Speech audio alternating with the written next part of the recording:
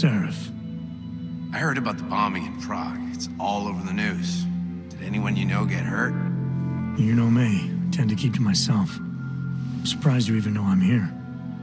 Interpol called me when you applied for the job, part of their extensive background checks. I gave you a glowing recommendation. Thanks. What do you want? What do I want? Jeez, Adam. I know I did some questionable things in the past, but a lot's happened in the last 2 years. To both of us.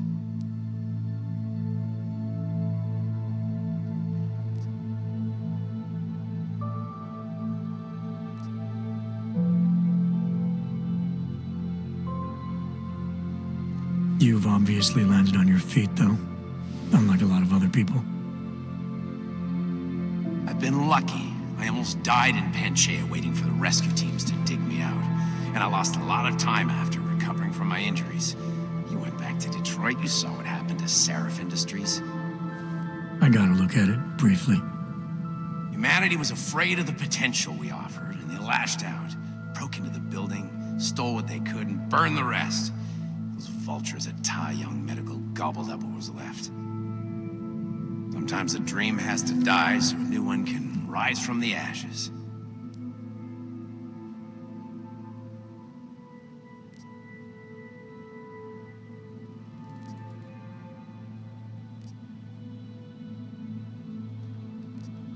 You heard anything from Megan?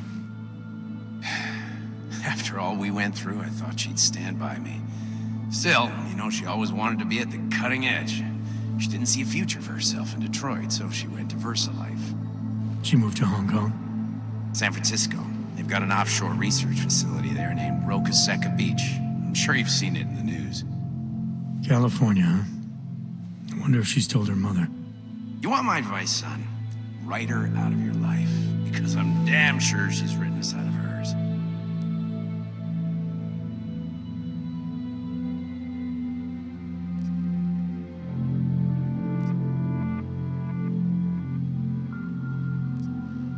You talked to Pritchard lately? Frank. Out of all of us, I think he's the one who's changed the least. He'd probably tell you there wasn't anything about him that needed changing. I'm sure he would. But when the world transforms itself the way ours has, people need to adapt or get left behind. Frank's freelance now, but he's still in computer security, still in Detroit. I don't know if he'll ever leave. Your message said you were going to London. Casual trip? Or is this tied to the new dream?